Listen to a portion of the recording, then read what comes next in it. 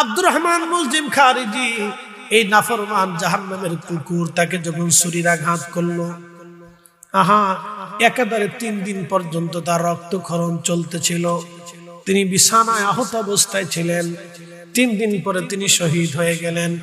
সকালবেলা জানাজা নিয়ে তাকে কাফন দাফনের জন্য গোরস্থানের দিকে নিয়ে যাওয়া হচ্ছে। এমন সময় এক খ্রিস্টান অন্ধ মেয়েটা মসজিদে কুফার পাশে এসে দাঁড়ায় কাঁদে আর বলে, শুনছো মুসলমান, আমি একজন অন্ধ খ্রিস্টান নারী, বলো আমার খলিফা কি দুনিয়াতে বেঁচে আছে না মারা গেছে? ঘটনা শুনলে পরে চোখের পানি আসে। বলো তোমরা, আমার খলিফা কি দুনিয়াতে আছে না মরে গেছে? বলো আমি একজনই খন্দ খ্রিস্টান নারী, বলো আমার খলিফা কি দুনিয়াতে বেঁচে আছে না মরে গেছে? লোকেরা বলল, দেখো খলিফা দিয়ে তুমি কি করবা? বলে আগে বলো খলিফা কি আছে না মারা গেছে? তখন লোকেরা বলল, দেখো আজকে 3 দিন আগে তাকে ছুরির আঘাত করা হয়েছিল, 3 দিন ধরে তিনি আহত, আজকে তিনি মারা গেছেন, শহীদ হয়েছেন, তাকে জানাজা পড়ে কবরে নিয়ে যাওয়া হচ্ছে। তখন ওই মেয়েটা কেঁদে কেঁদে বলল, আমি ঠিকই বুঝতে পেরেছি আমার খলিফা দুনিয়াতে নাই, আমি ঠিকই ধরতে পেরেছি আমার খলিফা দুনিয়াতে নাই। লোকেরা বলল, হে খ্রিস্টান অন্ধ মেয়ে, তুমি অন্য ধর্মের একটা মেয়ে হয়ে খলিফাকে কেন খুঁজো? তখন মেয়েটা কেঁদে কেঁদে বলল, শোনো, প্রত্যেক দিন রাত্রিবেলা মসজিদ থেকে এশার নামাজ পড়ে আমার খলিফা, আমি অন্ধ মেয়ে, আমার খোঁজ খবর নিয়ে তারপরে বাড়িতে যাইতেন। আমার বাড়ির চাল ডাল নিত্য প্রয়োজনীয় জিনিসগুলি খলিফা পৌঁছাইতেন, আমার অসুবিধা সুবিধা দেখতেন, কোথাও গেলে সুবিধা অসুবিধা দেখার জন্য লোক নিয়োগ করে যেতেন। আজকে 3 দিন আমার খলিফা আমার কাছে আসে নাই, আমার খলিফা লোকও পাঠায় নাই। তখন আমি বুঝছি আমার খলিফা আজ দুনিয়াতে নাই। চিৎকার মেরে জোরে বলেন আল্লাহু আকবার। বিশ্বনাথবাসী মনোযোগ দিবেন, খোলাফায়ে রাশিদিনের জীবন ব্যবস্থা, শাসন ব্যবস্থা কেমন ছিল তার বাস্তবতা যদি বুঝতে চান, আল্লাহর নবীর একটা হাদিসের দিকে ফিরে চলে যান। নবী বলতেন, খেলাফাতুস সানাসুনা সানা, খেলাফত পৃথিবীতে 30 বছর চলমান হবে, এরপরে আর খেলাফত হবে না। অর্থাৎ হযরত ওমরের মতো, আবু বকরের মতো, উসমান আলীর মতো খলিফা আর পৃথিবীতে কখনো আসবে না। নবী বলতেন, উম্মত তোমরা শুনে নাও, ফাআলাইকুম বিসুন্নতি, তোমরা আমার আদর্শ মানবা, আমি নবীর আদর্শ তোমরা মানবা, আমি নবীর আদর্শ তোমরা মানবা, খোলাফায়ে রাশিদিন আল মাহদিন, এবং আমার পরে খোলাফায়ে রাশিদিনের আদর্শ মেনে চলবা। একবার জোরে বলা যাবে কে মারহাবা? হে আমার উম্মত, তোমরা আমার সুন্নাহ মানবা, আমার আদর্শ মানার পরে পৃথিবীতে সত্যনিষ্ঠ হকপন্থী খোলাফায়ে রাশিদিন আল মাহদিন, মাহাদিন হেদায়েত প্রাপ্ত সত্যনিষ্ঠ হকের উপরে প্রতিষ্ঠিত আমার খলিফাদেরকে তোমরা মেনে চলবা। সত্যনিষ্ঠ ন্যায়ের পক্ষে, ন্যায়ের উপরে, হেদায়েতের উপরে নবীজির 4 জন খলিফা পৃথিবীতে প্রতিষ্ঠিত ছিলেন, হযরত আবু বকর, হযরত ওমর, হযরত উসমান, হযরত আলী। আমি এই 4 জনের জীবনী থোড়া থোড়া করে আপনাদের সামনে উপস্থাপন করব, তাদের শাসন ব্যবস্থা আমি আপনাদের সামনে তুলে ধরব, আর বর্তমান সিচুয়েশনের শাসন ব্যবস্থাও তুলে ধরব। হযরত আবু বকর সিদ্দিক ডেকে বললেন, হে আল্লাহর বান্দা, যে প্রদীপখানা আমি নিভাইলাম, সর্বপ্রথমে সেই প্রদীপখানা ছিল সরকারি প্রদীপ। এটা বাইতুল মাল থেকে আমার জন্য ধার্য করা হয়েছে, রাষ্ট্রীয় কাজে ব্যবহার করার জন্য, খেলাফতের কাজে ব্যবহার করার জন্য এই প্রদীপটা আমাকে দেয়া হয়েছিল। আমি এই প্রদীপটা জ্বালিয়ে আমি খেলাফতের কাজ আঞ্জাম দিতেছিলাম। কিন্তু তুমি যখন আমার মেহমান হিসেবে আসলা, তুমি আমার ব্যক্তিগত মেহমান, তুমি রাষ্ট্রের মেহমান না।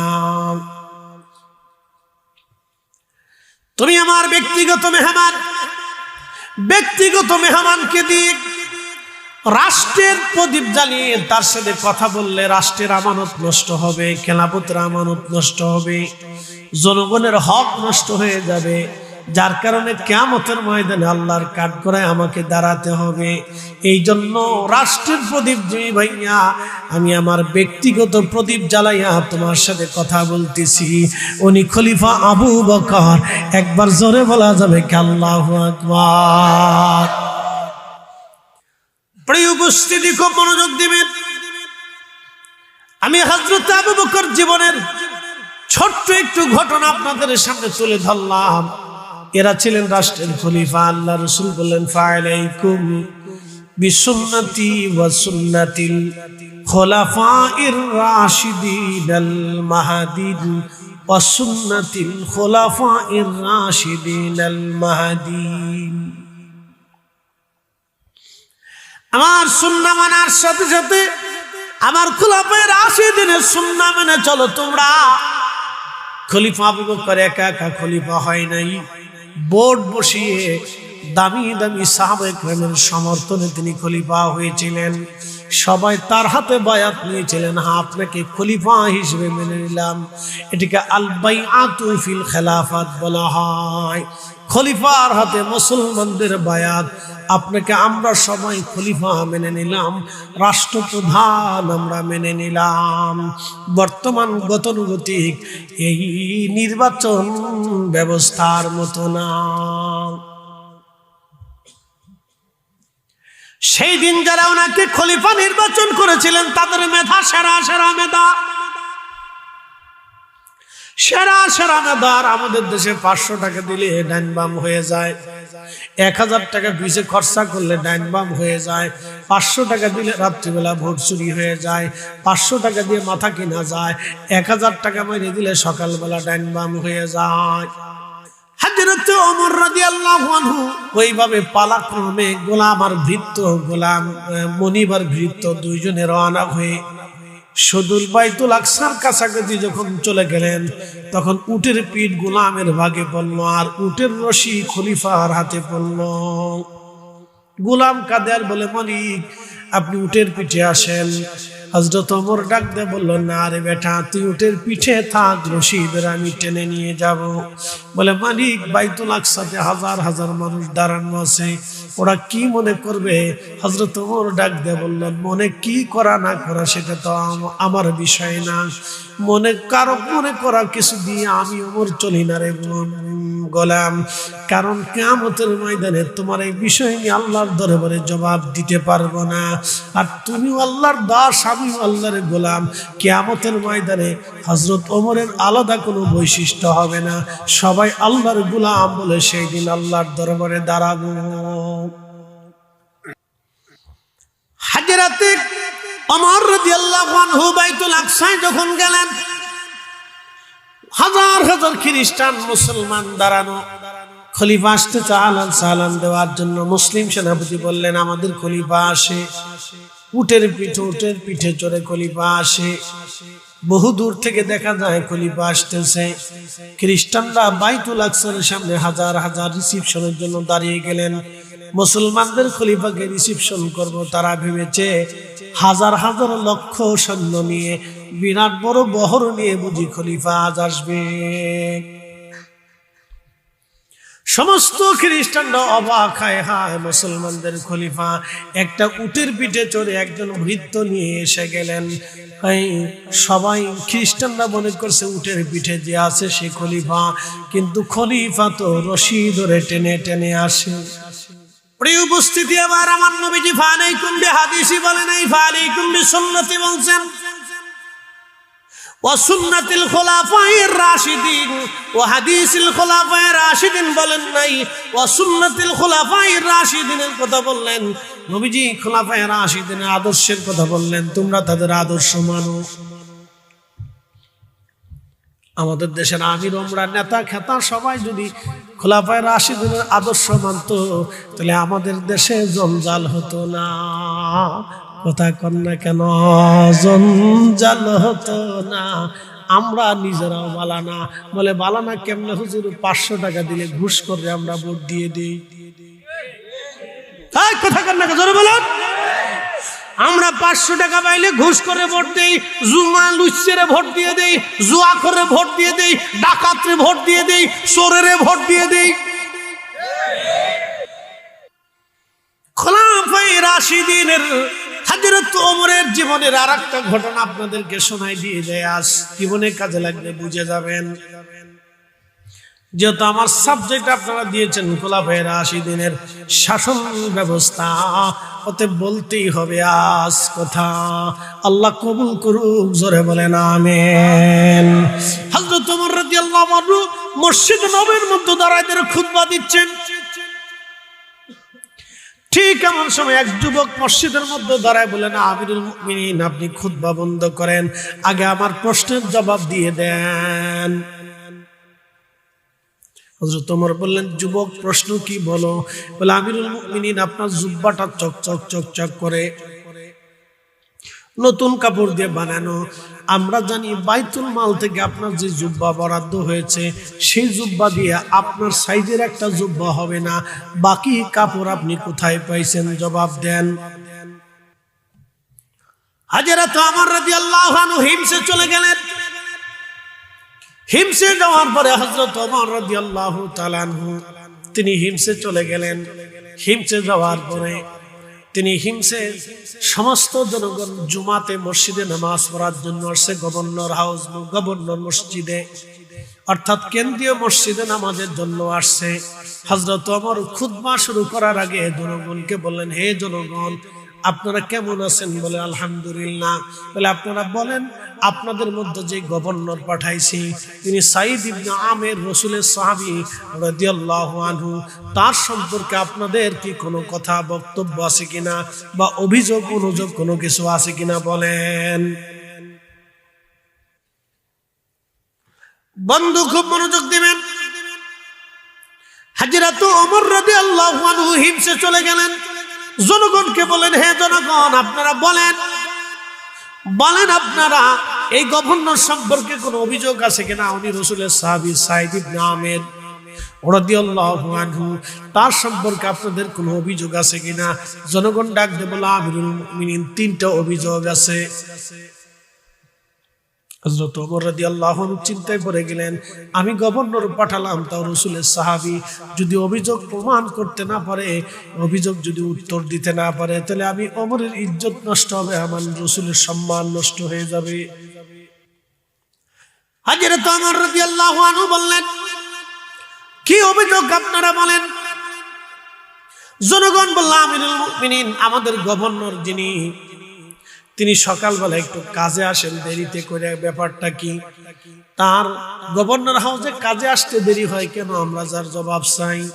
হযরত ওমর রাদিয়াল্লাহু আনহু তিনি জিজ্ঞেস করলেন, গভর্নর সাঈদ ইবনে আমির আপনি রাসূলের সাহাবী, মনে রাখবেন জবাব আপনাকে সুন্দর মতোই দিতে হবে। সাঈদ ইবনে আমির বললেন, ইয়া আমিরুল মুমিনিন বিষয়টা গোপন রাখতে চেয়েছিলাম, যেহেতু আমি গভর্নর, জনগণ জবাব চেয়েছে, অতএব উত্তর আমাকে দিতে হবে। আমিরুল মুমিনিন শুনে রাখেন, আমি গভর্নরের ভাতা যাহা পাই তাহা দিয়ে আমার সংসার কোন রকম চলে, আমার সংসার কোন রকম চলে, দিন আনি দিন খাই। আমার কোন ভৃত্য গোলাম, কোন কাজের লোক আমার নাই। আমিরুল মুমিনিন আমার কাজ আমি নিজে করি, নিজের রান্না নিজে করি, নিজের সব কিছু বাড়িঘর পরিষ্কার আমি নিজেই করি। আমিরুল মুমিনিন সকালবেলা নিজের রান্না নিজে কইরা রুটি বানাইয়া রান্না বান্না করে খেয়ে নিয়ে আসতে আমার একটু দেরি হয়ে যায়। আমার কাজের লোক নাই, সেই জন্য আমার নিজের কাজ করতে হয়। আমিরুল মুমিনিন সেই জন্য আমার দেরি হয়ে যায়। হযরত ওমর ডাক দিলেন, আর কি কোনো অভিযোগ? লোকেরা দাঁড়ায় বলল, আমিরুল মুমিনিন আর একটা অভিযোগ হলো, সে রাত্রিবেলা ডাকলে সে আমাদের ডাকে সাড়া দেয় না, তার ঘর থেকে সে বের হয়ে আসে না, কারণটা কি? জবাব দিতে বলেন। হযরত ওমর বললেন, আপনি রাসূলের সাহাবী, জবাব দিয়ে দেন। সাঈদ ইবনে আমির রাদিয়াল্লাহু আনহু ডাক দিয়ে বললেন, ইয়া আমিরুল মুমিনিন, ইয়া আমিরুল মুমিনিন গোপন রাখতে চেয়েছিলাম, কিন্তু জনগণ আমাকে গোপন রাখতে দিল না। আমিরুল মুমিনিন, আমি সারাদিন জনগণের কাজ করি, সারাদিন জনগণের কাজ করে আমিরুল মুমিনিন রাত্রিবেলা আমার একটু সুযোগ হয়, ওই রাত্রিবেলা আমি আমার মালিকের কাজ করি, সারা রাত্র আমি আমার আল্লাহকে খুশি করি। হযরতে ওমর রাদিয়াল্লাহু আনহু বললেন, জনগণ আর কি কোনো জবাব আছে, প্রশ্ন আছে? জনগণ বলল, আমিরুল মুমিনিন 1 মাসের পরে 1 মাসে 1 দিন সে কাজে আসে না, কারণটা কি? তার জবাব চাই। 1 মাসে 1 দিন সে কাজে আসে না, তার জবাব চাই, কারণটা কি? হযরত ওমর বললেন, সাইদ ইবনে আমির, আপনি রাসূলের সাহাবী, যত পর্যন্ত জবাব দিবেন। বলে, আমিরুল মুমিনিন, আমার একটা জুব্বা ছাড়া আর কোনো জুব্বা নাই। লা তাত্তাখিযুহুম গারাদাম মিন বাদি, তোমরা আমার সাহাবীদের সমালোচনা করবে না, মন্দ বলবে না, তাদের ত্রুটি বিচ্যুতি বের করে এনে তাদেরকে মন্দ বলবে না। ফামান আহাব্বাহুম ফাবিহুব্বি আহাব্বাহুম ওয়া মান আবগাদাহুম ফাবিবুগদি আবগাদাহুম। সাবধান, আমার কোন সাহাবীকে যদি মহব্বত করো তাহলে আমি নবীকে মহব্বত করা হবে, আমার কোন সাহাবীকে যদি গালি দাও আমি রাসূলকে গালি দেওয়া হবে। তেলের গাড়ি তেলে চলে,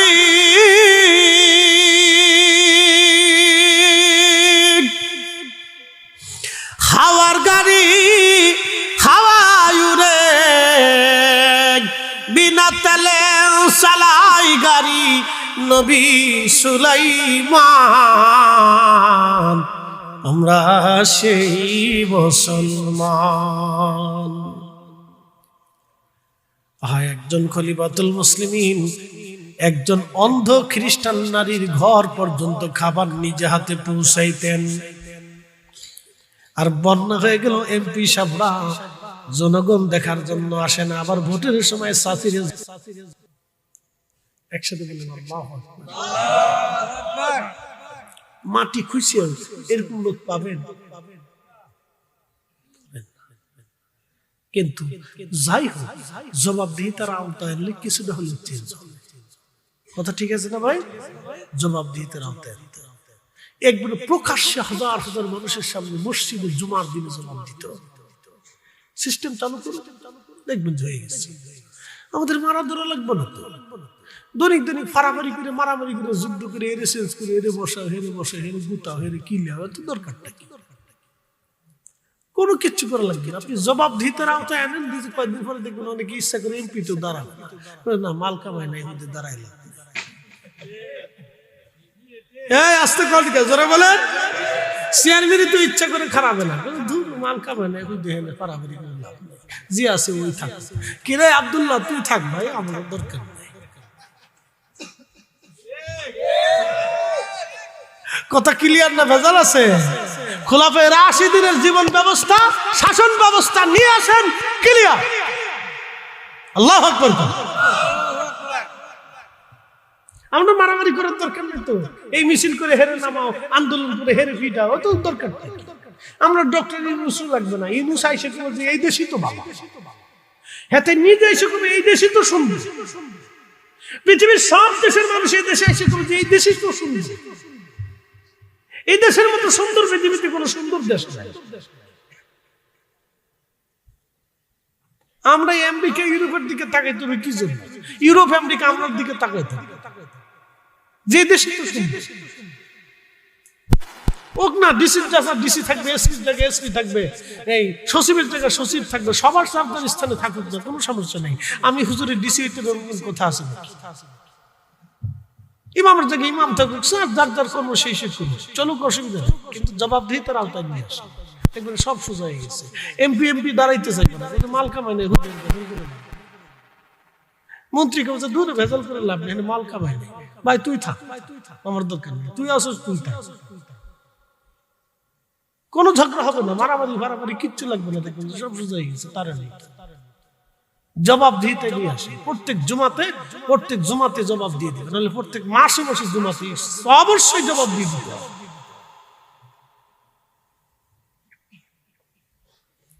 এমপি হয়ে গেছে 5 বছরের ভিতরে, তার এলাকায় খোঁজ খবর নাই। মানুষ মরে গেল না, না খেয়ে মরলো না, বন্যা হইলো, কোন এমপি, অনেক এমপি বন্যার ভিতরে আসে না। কি কথা কর না কেন? এটা এমপি দিয়ে সাদা করবো না কি আমরা? এটা চেয়ারম্যান দিয়ে, মেম্বার দিয়ে আমরা কিতা করতাম যে বন্যা বিষয় অসুবিধা সুবিধার ভিতরে মানুষের কাছে আসে না, এটাতে করবো কি? অতএব প্রত্যেক জমায় জমায় মাসে মাসে জবাব দিই, তো জমার দিনে আনতে বলেন, দেখবেন ওকে ক্লিয়ার। গুতাগুতি, লাফালাফি, পারাপারি দূর। আজকের কাজ সুন্দর হয়েছে না? কি কথা কন না কেন? আজকের কাজ সুন্দর হয়েছে না? সুন্দর হয়েছে নাকি রাষ্ট্রের দরকার হয়েছে? এ কারণে সবার জবাব দিতে আছে। আজকের হিসাব সুন্দর হবে না? এই কথা কন না কেন? মাহফিলে কয় টাকা আয় হলো, কয় ব্যয় হলো, হিসাব সুন্দর হবে না? কেন? কেন হবে? কারণ জবাব দিতে আছে। কি কথা কন না কেন? মসজিদের কাজ সুন্দর হয় না? কেন হয়? আর জবাব দিতে আছে। মসজিদের সভাপতি হওয়ার জন্য তো নির্বাচন করা লাগে না? লাগে? লাগে না। সবাই মিলে বসে আমরা মুরব্বী, উনি সবার শ্রদ্ধাভাজন, উনি সভাপতি হবে, উনি ক্যাশিয়ার হবে, উনি সেক্রেটারি হবে। সবাই যার যার মতো বসে সবাই সম্মিলিতভাবে হিসাব করে ফেলতেছে, কোনো ঝগড়া বাজার নাই। মসজিদ চলে, ঝগড়া হলো না। মাহফিল চললো, ঝগড়া হলো না। এত দিনই হিসাব চললো, মাদ্রাসার হিসাব চললো, ঝগড়া হয় না, ডানবাম হয় না। খালি রাষ্ট্রের বেলায় গেলি গুতাগুতি। কারণটা কি? জবাব দিয়ে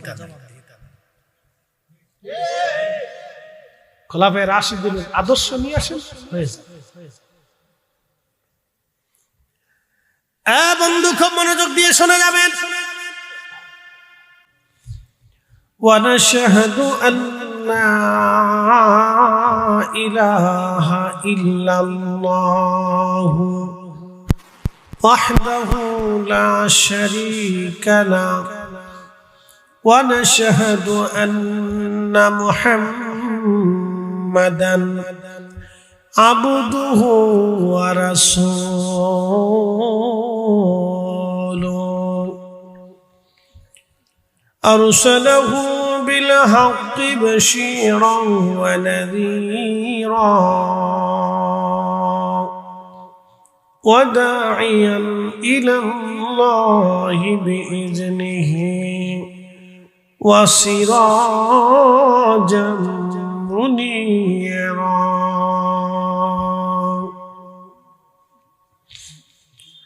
أما بعد فقد قال الله تعالى في كلامه المجيد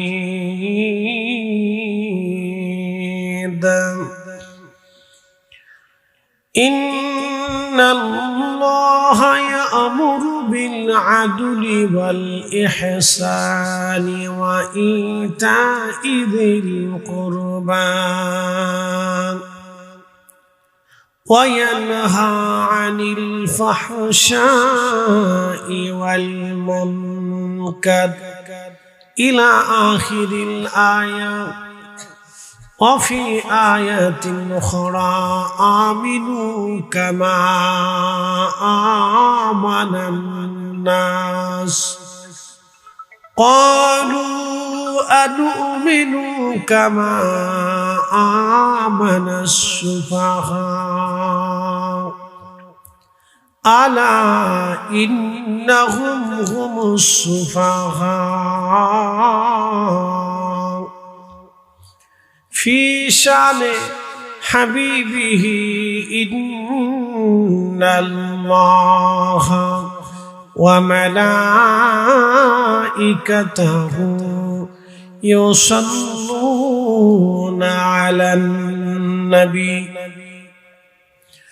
يا أيها الذين آمنوا صلوا عليه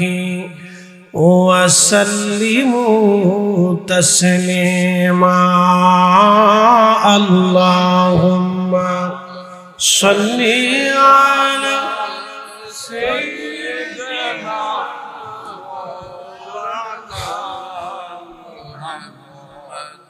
وعلى آل سيدنا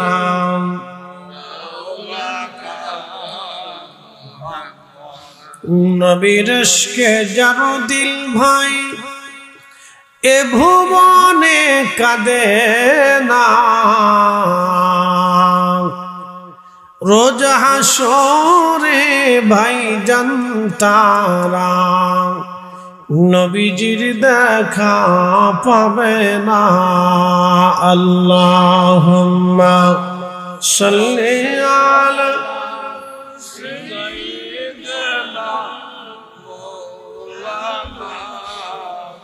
মুহাম্মদ ওয়া আলা আলি সাইয়্যিদিনা।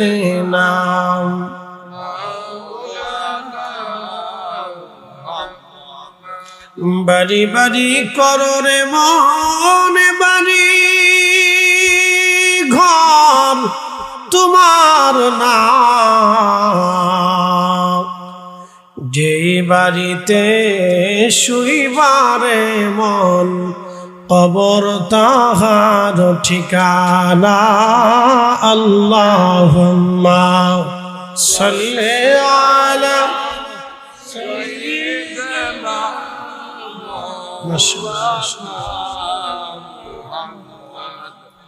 ওয়া আলা আলি সাইয়্যিদিনা।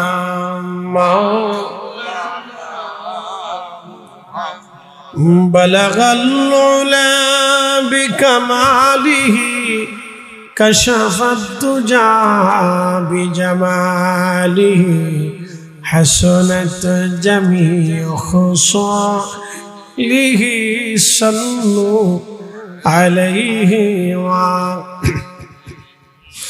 كلمة توحيد عرش لخا বামিত মুহাম্মদ আকা, বন্ধুর পাশে বন্ধু বসা কালেমাতে আসে প্রমাণ।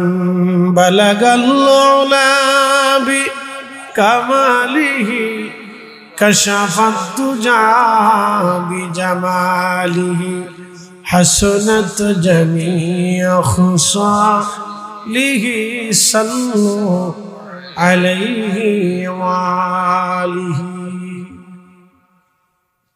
সরুয়ানা ননকিপাড়া গ্রামবাসীর মধ্যে গানের ইসালে সামাম এবং আল্লামা সাহেব কেবলা ফুলতুলি রাহিমাহুল্লাহের ইসালে সামাম উপলক্ষে 17তম বার্ষিক ওয়াজ মাহফিলের সম্মানিত সভাপতি আলহাজ দিলা মিয়া সাহেব এবং জনাব শফিক মিয়া সাহেব এবং জনাব আলহাজ কবিরুল্লাহ সাহেব সহ সকল মুরব্বী ইকরাম, আজকের সম্মানিত আলোচক বৃন্দ, সম্মানিত উলামা ইকরাম, সকল স্তরের আমার প্রিয় ভাই বোনেরা, পর্দানিশীন সম্মানিত মা বোনেরা, কলিজার টুকরো যুবক ভাই, এলাকার সকল নবী প্রেমিক, অলি প্রেমিক, দিনদার আল্লাহ প্রেমিক ভাই বন্ধুগণ, সকলকে মুবারকবাদ শুকরিয়া সে আল্লাহর দরবারে, যিনি অনেক মানুষের ভিড়ে আমাদেরকে আজকের বেহেশতের বাগানের জন্য মঞ্জুর করেছেন, পছন্দ করেছেন। সেই জন্য আল্লাহর আসমানে আমরা একসাথে শুকরিয়া আদায় করে বলি আলহামদুলিল্লাহ। আরো শুকর গুজার করি সে আল্লাহ, যিনি আমাদেরকে সর্বশ্রেষ্ঠ রাসূল, সর্বকালের সর্বশ্রেষ্ঠ মহামানব আজকের এই পবিত্র মেরাজ রজনীতে, যাকে আমার আল্লাহ সর্বোচ্চ সম্মানের আসনে অধিষ্ঠিত করেছে এবং সপ্তম আসমান পাড়ি দিয়ে বাইতুল আকসাতে সব নবীদের ইমামতি করিয়ে প্রথম আসমান হয়ে সপ্তম আসমান পাড়ি দিয়ে সিদরাতুল মুনতাহা হয়ে উফুকিল আলা সর্বোচ্চ দিগন্তে দিদারের শুধু আল্লাহ এবং তার হাবিবের মহান দিদারে আল্লাহ তার রাসূলকে সর্বোচ্চ মর্যাদার আসনে অধিষ্ঠিত করেছে এবং জান্নাত জাহান্নাম দেখিয়ে 5 ওয়াক্ত নামাজের বিধান আল্লাহ তার রাসূলকে উপহার দিয়ে আমাদেরকে উপহার দিয়ে আল্লাহ পৃথিবীতে পাঠিয়েছে। আল্লাহ সেই মহান নবীর উম্মত হিসেবে আপনাকে আমাকে কবুল করেছে। আমরা সেই নবীর উম্মত হওয়ার যোগ্য না, কিন্তু আল্লাহ দয়া করে করছে। কথা ঠিক আছে না ভাই? আমাদের কি কোনো যোগ্যতা আছে? কিচ্ছু নেই। আমার আজকের বিষয় হচ্ছে খোলাফায়ে রাশিদিনের শাসন ব্যবস্থা। আমি আপনাদের কাছে এই আলোচনাটা তুলে ধরি, তাহলে বুঝবেন যে আমরা মুসলমান হয়েছি কিনা। তাহলে বুঝবেন যে আমি আসলে রাসূলের উম্মত প্রকৃত হতে পারছি কিনা। যদি আমি আলোচনাটা আপনাদের সঙ্গে উপস্থাপন করি, তখনই বুঝতে পারবেন যে তারা মানুষ ছিল আর আমরাও মানুষ, তারা উম্মত ছিল, আমরাও উম্মত। তো প্রিয় উপস্থিতি, আমার নির্দিষ্ট সময়ে কথাগুলি সারতে হবে, তা আমি মূল আলোচনার দিকে চলে যাচ্ছি। আমি কোরআন শরীফ থেকে 2টা আয়াত তেলাওয়াত করেছি। এক আয়াত আল্লাহ বলেছেন আমিনু, তোমরা ঈমান আনো। আল্লাহ আমাদেরকে ঈমান আনতে বলছেন। কিভাবে? কামা আমানান নাস, আমার রাসূলের সাহাবীরা যেইভাবে ঈমান আনছে তোমরা সেইভাবে ঈমান আনো। আপনি একটু চিন্তা করবেন, অনেকে সাহাবায়ে কেরামের সমালোচনা করে, এরা গর্ধ, এরা গাধা, পৃথিবীর নিকৃষ্ট গাধা। গাধারও তো একটা সীমা থাকে, তো তারা গাধা। আল্লাহ কোরআনে বললেন তোমরা সাহাবায়ে কেরাম যেইভাবে ঈমান আনছে তোমরা সেইভাবে ঈমান আনো। একসাথে বলবেন আল্লাহু আকবার। তাহলে আপনি বুঝেন যে সাহাবায়ে কেরামের ঈমান কত মজবুত ছিল। আপনি বুঝেন যে সাহাবীদের জিন্দেগি কত মজবুত ছিল, ঈমান কত মজবুত ছিল, যে আল্লাহ কোরআনে তাদের প্রশংসা করেছে। এই পবিত্র কালাম, যে কালাম পৃথিবীর কেউ লেখেনি, এটা আল্লাহর জবান নিঃসৃত কালাম, আল্লাহ সরাসরি তার হাবিবের কালবে নিক্ষেপ করছে। আল্লাহর নবী আমাদেরকে বলেছে এটা আল্লাহর পবিত্র জবান নিঃসৃত কালাম। যালিকাল কিতাব লা রাইবা ফীহি হুদাল লিল মুত্তাকিন। এটা এমন এক কিতাব যার মধ্যে কোনো সংশয় নাই, সন্দেহ নেই, কোনো খাতা নাই, ভুল নাই, আইব নাই, ত্রুটি নেই, বিচ্যুতি নেই, একটা আরেকটার সাথে কোনো বেমিল নেই, এক কথার সাথে আরেক কথার কোনো অমিল নেই। যার কালামের ভাষা এত সুন্দর এবং চমৎকার, যার ভাষাগত কোনো ত্রুটি নেই। এই কোরআনের 114টি সূরার ভিতরে কোনো শব্দের ভিতরে কোনো ত্রুটি পাবেন না, ভাষাগত কোনো ত্রুটি নেই। অথচ এটা যদি আল্লাহ রাসূলের কালাম হতো, তাহলে মানুষ বলতো যে এটা রাসূলের কালাম, মুহাম্মদের নিজস্ব কালাম, কিন্তু না, এটা আল্লাহর কালাম। আল্লাহ কবুল করুক। বলে না কষ্ট হবে, এটা জানার দরকার আছে না, বুঝার বুঝে যান। খলিফা আবু বকর, অ্যাটেনশন, সিদ্দিক রাদিয়াল্লাহু আনহু, তিনি এই উম্মতের শ্রেষ্ঠ ব্যক্তি। আহলে সুন্নাত ওয়াল জামাতের ইজমাই আকীদা, বিশ্বাস, এই উম্মতের সর্বশ্রেষ্ঠ ব্যক্তি হচ্ছেন হযরত আবু বকর। একসাথে বলবেন না মারহাবা? আরো জোরে বলেন। আর শিয়াদের আকীদা হলো হযরত আলী, আর আমাদের আহলে সুন্নাত ওয়াল জামাতের আকীদা হচ্ছে আবু বকর। বুঝে যাবেন, এখান থেকে কিছু আকীদার মাসালা আমি বলে দিয়ে যাব। আহলে সুন্নাত ওয়াল জামাত 4 মাযহাব, 4 তরিকা, আউলিয়া, আতকিয়া, নুজাবা, উলামা, ফুদালা, আখির আফদাল, মুতাকাদ্দিমিন, মুতাআখিরিন, সালফে সালিহিন, সাহাবায়ে আজমিন, তাবিঈন, তাবি তাবিঈন। এক বাক্যে অল্প কথা, টোটাল উলামায়ে জমহুর, জমহুরুল উলামা 100% এর ভিতরে 99% উলামা, এবং পৃথিবীর সব ফুদালা, নুজাবা, মুকামা, আখির আফদাল, ওলি, গাউস, কুতুব, সবার বিশ্বাস হচ্ছে এই উম্মতের শ্রেষ্ঠ ব্যক্তি হযরত আবু বকর। মনোযোগ দিয়ে। তো হযরত আবু বকর সিদ্দিক রাদিয়াল্লাহু আনহু ঘরের মধ্যে বসে আছে। তিনি একটা প্রদীপ জ্বালিয়ে কাজ করতেছেন। তো হঠাৎ করে এক মেহমান তার ঘরের দরজায় সালাম দিলেন, আসসালামু আলাইকুম ওয়া রাহমাতুল্লাহি ওয়া বারাকাতুহু। তো হযরত আবু বকর সালামের জবাব দিয়ে ভিতরে ঢুকতে বললেন। তো মেহমান ভিতরে ঢোকার সাথে সাথে হযরত আবু বকর সিদ্দিক রাদিয়াল্লাহু আনহু প্রদীপ, চেরাগ নিভিয়ে ফেললেন, আবার আরেকটা চেরাগ উনি জ্বালাই দিলেন। তো মেহমান জিজ্ঞেস করল, ইয়া আমিরুল মুমিনিন, আপনি একটা প্রদীপ জ্বলতেছিল, জ্বলতে থাকুক, নিভিয়ে আর একটা প্রদীপ কেন জ্বলাই? বুঝে যাবে শাসন ব্যবস্থা কাকে বলে। উচিত কথা বললে আমি চিন্তা হয়ে যাব বাবা। খোলাফায়ে রাশিদিনের জীবন ব্যবস্থা যদি আপনি দেখেন এতই চমৎকার এবং সুন্দর ছিল। আমি এরপরের জনের কাছে চলে যাই, সময় কম। তার নাম হযরত ওমর। একবার জোরে বলবেন কি মারহাবা। তারপরের জনের নাম হযরত ওমর। আল্লাহু আকবার। তার জীবনের ব্যবস্থার কথা বলে দিয়ে যাই। হযরত ওমর রাদিয়াল্লাহু আনহু বাইতুল আকসা নিয়ে যেখানে যুদ্ধ হয়, প্রচন্ড জিহাদ হচ্ছে যে বাইতুল আকসা নিয়ে, এই বাইতুল আকসা হযরত ওমর রাদিয়াল্লাহু আনহুর জমানায় দখল করলেন মুসলমান সেনাবাহিনী। যখন দখল করে নিলেন, খ্রিস্টান সেনা প্রধান বললেন, আমরা তোমাদের কাছে কালেমা পড়ব না, আমরা খলিফা ওমরের হাতে সরাসরি কালেমা পড়ব।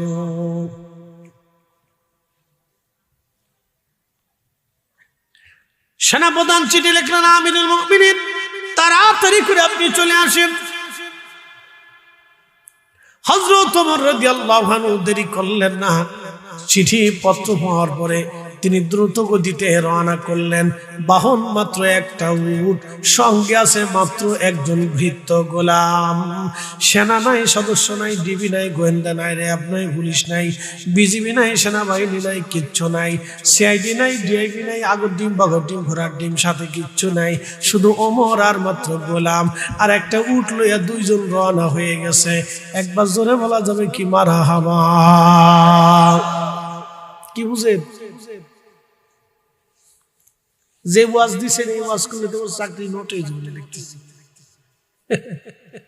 যে ওয়াজ দিছেন এই ওয়াজ যদি করি তো চাকরি নোট হয়ে যাবে। আপনারা কি যে হুজুরে আনছি কি লিখে শুনে যাবেন আপনি, এটার নাম ইসলাম। তেলের গাড়ি তেলে চলে,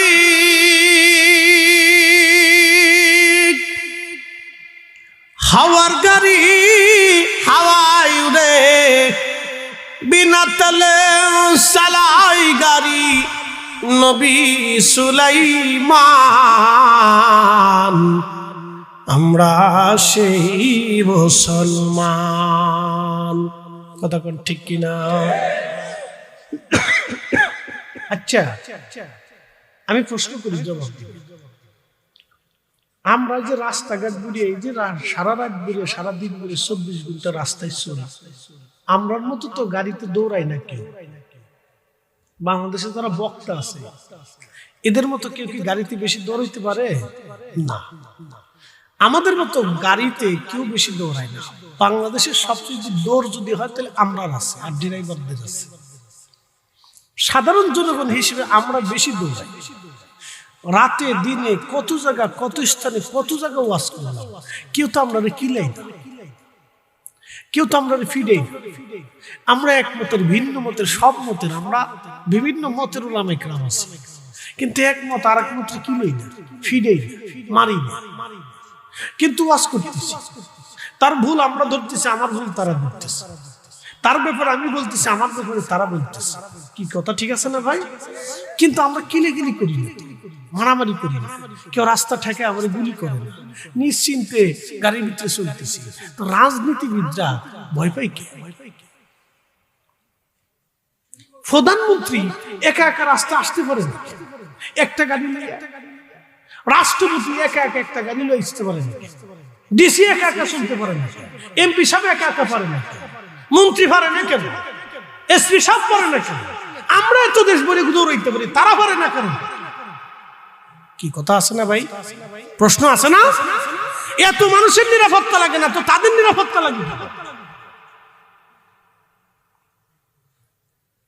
একসাথে বলেন আল্লাহু আকবার। না, জোরে বলেন, আরো জোরে বলেন। হ্যাঁ, একটু বুঝে যাবে। আমার গাড়ির মাইলেজ কত জানেন? 1,08,000 এই বছর। বুঝেন আমি কি বন্ধুরন দৌড়াইছি। আমার নতুন গাড়ি বুড়া বানায় লাইছি দৌড়ের চোটে। হ্যাঁ, নতুন নিউ গাড়ি বুড়া বানায় লাইছি দৌড়ের চোটে।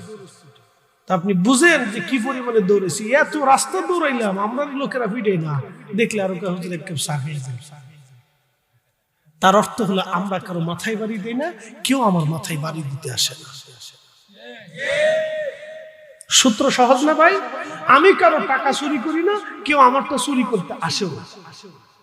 আমি কারো অর্থ মেরে দেই নাই, এই জন্য কেউ আমার কলার ধরতে আসে না। কথা কন না কেন, ঠিক কিনা? এটা ছিল খুলাফায়ে রাশিদিন। হযরত ওমর একা একা রওনা করছে, মাত্র একজন গোলাম নিয়ে। তার চিন্তা, আমি কারো হক মারি নেই, কেউ আমাকে মারতে আসবে না। আমি কারো অর্থ চুরি করি নেই, কেউ আমাকে ধরতে আসবে না। আমি কাউকে খুন করি নেই, কেউ আমাকে খুন করতে আসবে না। একসাথে বলবেন আল্লাহু আকবার। আরো জোরে। না না, যতজন আছে জোরে বলেন। বুঝতে অসুবিধা? ঠান্ডা ঠান্ডা বুঝায়, গরম গরম করলে চাকরি থাকবে না, জ্বালা আছে, পেরাস। প্রিয় উপস্থিতি হাজিরিন, খুব মনোযোগ দিবেন। হযরত ওমর রাদিয়াল্লাহু আনহু ভৃত্য নিয়ে রওনা করলেন। ভৃত্য নিয়ে যখন রওনা করলেন, যাচ্ছেন যাচ্ছেন যাচ্ছেন, এক মঞ্জিল পথ চলার পরে গোলামকে বললেন, গোলাম তুমি উটের পিঠে চড়ো। গোলামে কয়, মালিক কোন কি? আপনি একে তো খলিফাতুল মুসলিমিন, দ্বিতীয়ত আপনি আমার মনিব, আমি আপনার ভৃত্য। আমার কাঁধে হচ্ছে আপনার উটের রশি করে পথ হেঁটে হেঁটে আপনাকে নিয়ে চলে যাওয়া। মালিক আপনি পিঠের উপরে থাকেন, আমি হেঁটে হেঁটে বাইতুল আকসা পর্যন্ত আপনাকে নিয়ে যাব।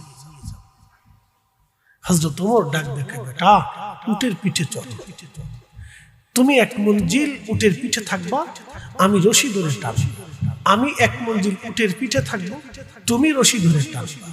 ওই সময় উটের যত্ন, খাওয়া দাওয়া তুমি করবা, এবং আমার সময় আমি করবো। গোলাম কেঁদে দিয়ে বলল, মালিক এটা হয় না, আমি আপনার গোলাম, দ্বিতীয় আপনার আমিরুল মুমিনিন, আপনি উটের পিঠে থাকেন, বাইতুল আকসা পর্যন্ত আমি উটের রশি টেনে টেনে নিয়ে যাবো। হযরত ওমর ধমক দিয়ে বলেন, বেটা উটের পিঠে ওঠ, কিয়ামতের ময়দানে তোর এই কাজের জন্য আমি আল্লাহর সামনে জবাবদিহিতে দাঁড়িয়ে থাকতে হবে, হাসরটা বড় কঠিন হবে। তুই উটের পিঠে চড়, আমি রশি করে টানতে থাকবো। আরো জোরে বলেন, আরো জোরে, জোরে জোরে। এরা মুসলমান ছিল, কথা কন না, ঠিক কিনা? আল্লাহ এই কোরআনে তাদের প্রশংসা করেছে। এই যে কোরআনে আল্লাহর জবানে আল্লাহ তাদের প্রশংসা করেছে। রাদিয়াল্লাহু আনহুম ওয়া রাদু আন যালিকা লিমান খাশিয়া রাব্বাহ, যালিকা লিমান খাশিয়া রাব্বাহ, যালিকা লিমান খাশিয়া রাব্বাহ। আল্লাহ ডাক দিয়ে বললেন, আমি আল্লাহ তাদের উপরে খুশি, তারা আমি আল্লাহর উপরে খুশি। আমি আল্লাহ তাদের উপরে খুশি, তারা আমি আল্লাহর উপরে খুশি। যালিকা লিমান খাশিয়া রাব্বাহ, এজন্য আমি আল্লাহ তাদের উপরে খুশি, তারা আমি আল্লাহকে ভয় করত, আমি আল্লাহকে তারা ভয় করত। চিৎকার মেরে জোরে বলেন না মারহাবা। আল্লাহুম্মা সাল্লি আলা সুবহানাল্লাহ। না আস্তে করে না, জোরে বলেন। এখান থেকে শাসন ব্যবস্থা আমি বলে দিতেছি, আমাদের দেশে কেমন হইলে পট পরিবর্তন হবে তা বলে দিতেছি। আমি কে ডক্টর ইউনূস কেন তার 14 গোষ্ঠী আসলেও আমাদের দেশে চেঞ্জ হবে না যদি জায়গা মতো চেঞ্জ না করা হয়। উনি কেন, উনি সারা জীবন কাঁদতে বললেও কাজ হবে না। এদেশে পরিবর্তন করতে হলে জায়গা মতো পরিবর্তন করতে হবে। কোথায় করতে হবে আমি বলে দিতেছি, এখন কোন জায়গা করতে হবে বলে দিতেছি। একজন জেনারেল দিয়ে করান, অসুবিধা নাই, শুধু আলেম দিয়ে শাসন করতে হবে তা না। একজন ডক্টর দিয়ে করান, একজন কি বলে আপনার মাস্টার্স কমপ্লিট করে একটা ছেলে দিয়ে করান, ঢাকা ইউনিভার্সিটি থেকে আসা একটা যুবক দিয়ে শাসন করান, অসুবিধা নেই, আমাদের কোনো আপত্তি নেই। কিন্তু কোথায় কোন জায়গায় করতে হবে আমি বলে দিচ্ছি এখন। হযরত ওমরের আইন মানেন, আল্লাহর কসম করে বলি, প্যান্ট শার্ট পরা যুবকে এই দেশে সুন্দর শাসন ব্যবস্থা করতে পারবে, কোনো সমস্যা নেই। ও প্যান্ট পরে আসা, অসুবিধা নেই, পরে থাক। খালি আমি পাগড়ি মাথায় দিয়ে শাসন করতে হবে তা কিন্তু কথা না, বলে দিচ্ছি। একজন জেনারেল শিক্ষিত ওয়েলকাম, আসেন, অসুবিধা নেই। আমরা তাকেও মানি, স্যালুট দিই, সম্মান করি, কিন্তু জায়গা মতো কি জায়গা মতো একজন ডিসি তিনি প্রধান আছেন, অসুবিধা নেই, এসপি ঠিক আছেন, অসুবিধা নেই, কোনো সমস্যা, জেনারেল থাকুক, কোনো আপত্তি নেই, ডক্টর, ডাক্তার, প্রিন্সিপাল, অধ্যক্ষ, উপাধ্যক্ষ, ভাইস চ্যান্সেলর, বড় বড় শিক্ষিত ভালো ভালো লোক আসুক, কোনো আপত্তি নেই, কিন্তু খালি হুজুরাই আমরা শাসন করবো, বিষয়টা এরকম না। কি কথা খারাপ কিছু ভাই, বিষয়টা এরকম। কিন্তু হযরত ওমর ডাক দিয়ে বলতেছেন, যুবক প্রশ্ন কি? যুবক বলল, আমিরুল মুমিনিন, যে জুব্বাটা বানানোর কথা ছিল, যে কাপড় বরাদ্দ হয়েছে, সেই কাপড় দিয়ে তো আপনার জুব্বা হওয়ার কথা না, বাকি কাপড় কোথায় পেলেন? জবাব দেন, পরে খুতবা দেন। একসাথে বলেন আল্লাহু আকবার। হযরত ওমর রাদিয়াল্লাহু আনহু খুশিতে অতি জ্বল হয়ে গেলেন। হ্যাঁ, ঠিক ঠিক ঠিক, এটাকে বলা হয় জবাবদিহিতা। কি দিহিতা? জোরে বলেন, জোরে বলেন। প্রত্যেক সরকারি কর্মচারী, কর্মকর্তা প্রত্যেক মাসে সেন্ট্রাল মসজিদগুলিতে এসে হাজার হাজার মুসল্লিদের সামনে যদি জবাব দিতে পারে যে আমি এই সরকারি অনুদানে এই কাজ ছিল, আমি এই মাসের মধ্যে এই কাজ করছি, এগুলি বরাদ্দ হয়েছে, সবার সামনে জবাব দিয়ে দেবে, তাহলে দেখবেন যে সব ঠিক, চুরি চাপটারি, বারটানি, হাওটারি, সিটারি, বাটপারি সব বন্ধ হয়ে গেছে। কথা কান না, জোরে বলেন। ডক্টর ইউনূসও লাগবে না, কাউকে লাগবে না, এমনি পরিবর্তন হয়ে যাবে, এমনি পরিবর্তন। জবাবদিহিতা আনেন, প্রত্যেক সেন্ট্রাল মসজিদগুলিতে আসতে হবে। টিএনও উপজেলা মসজিদে দাঁড়াবে, ওসি উপজেলা মসজিদে দাঁড়ায় প্রত্যেক মাসের হিসাব বুঝাই দিতে হবে। এই কটা চোর ধরছে, এই কাজ করছে, এই হয়েছিল, এই করছিল, এই করছিল, এই জায়গায় পুলিশ ছিল, সব নিরাপত্তা দিছি, দারোগা তার হিসাব কিতাব বুঝাই দিবে, প্রত্যেক মাসে বুঝাবে, জুমার দিন বুঝাই দিবে। আর মুসল্লিরা যায় জুমার দিন তারা হিসাব নিয়ে ক্লিয়ার। ডক্টর ইউনূস লাগবে না, এমনি ভালো। আমরা হুজুর করবো, জনগণ হিসাব চাই না, আমরা হুজুর লাগবে না, জনগণ হিসাব চাই না, বুঝাই দেন, বুঝান, বুঝাই দেন। অমুক এলাকায় ধর্ষণ হয়েছিল, তার বিচার কি হয়েছে বুঝাই দেন,